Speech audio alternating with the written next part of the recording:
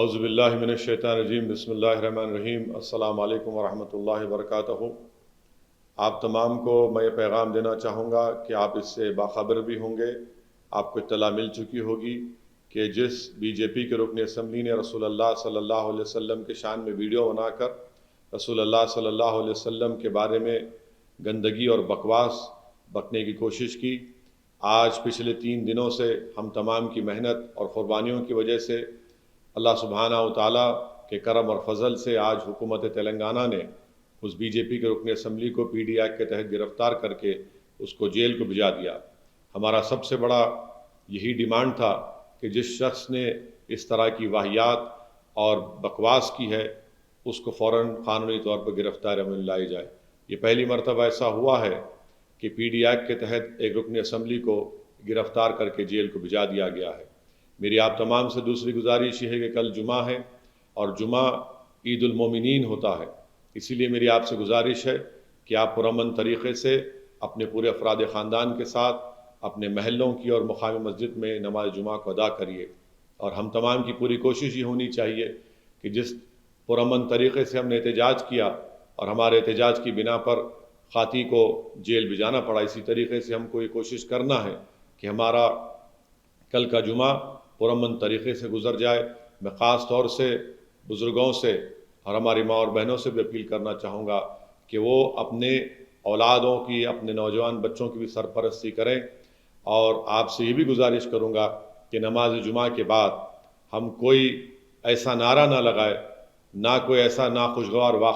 واقعہ پیش آئے جس سے ہمارے دیگر ابنائے وطن کو تکلیف ہو۔ یاد رکھیے ہمارا پرامن احتجاج تھا، اسی لیے ہم نے بی جے پی اور سنگھ پریوار اور فسطائی طاقتوں کو ہم نے شکست دے دی۔ میں شہریان حیدرآباد کو اور تلنگانہ میں بسنے والے غیور عوام کو بتانا چاہتا ہوں کہ ماضی میں بی جے پی نے یہ اعلان کیا تھا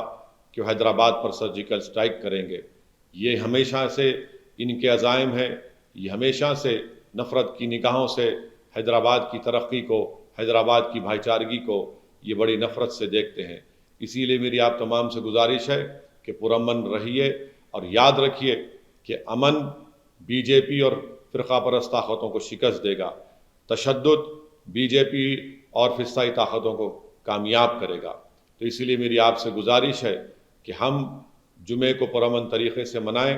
اور ان تمام طاقتوں کو شکست دیں جو اسلام اور رسول اللہ صلی اللہ علیہ وسلم سے نفرت کرتے ہیں۔ یاد رکھیے کہ ہماری ریاست میں، ہمارے شہر میں ہمارے غیر مسلم بھائی بھی رہتے ہیں، ہمارے دلت بھائی بھی رہتے ہیں، اور غریب بھی رہتے ہیں، اور غریب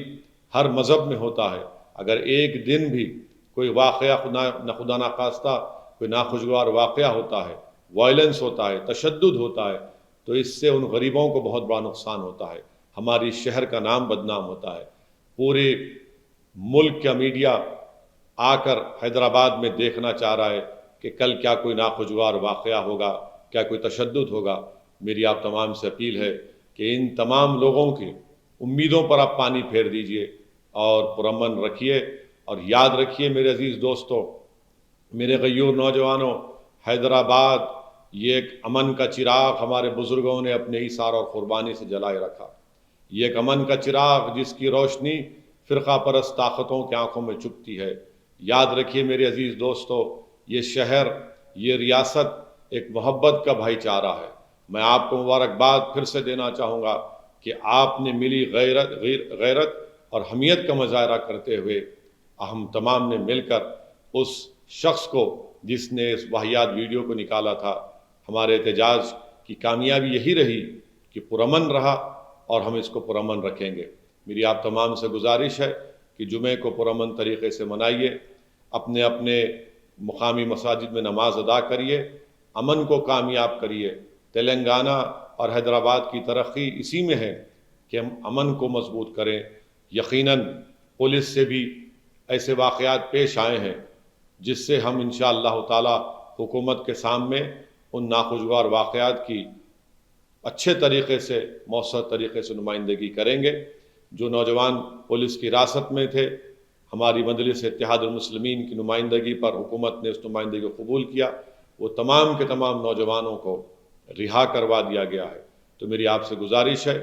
کہ کل جمعے کو پرامن رکھیے، اور پورے شہر میں ہمیشہ پرامن ہم کو اس امن کو باقی اور برقرار رکھنا ہے۔ بڑی محنتوں کے بعد شہر حیدرآباد کا امن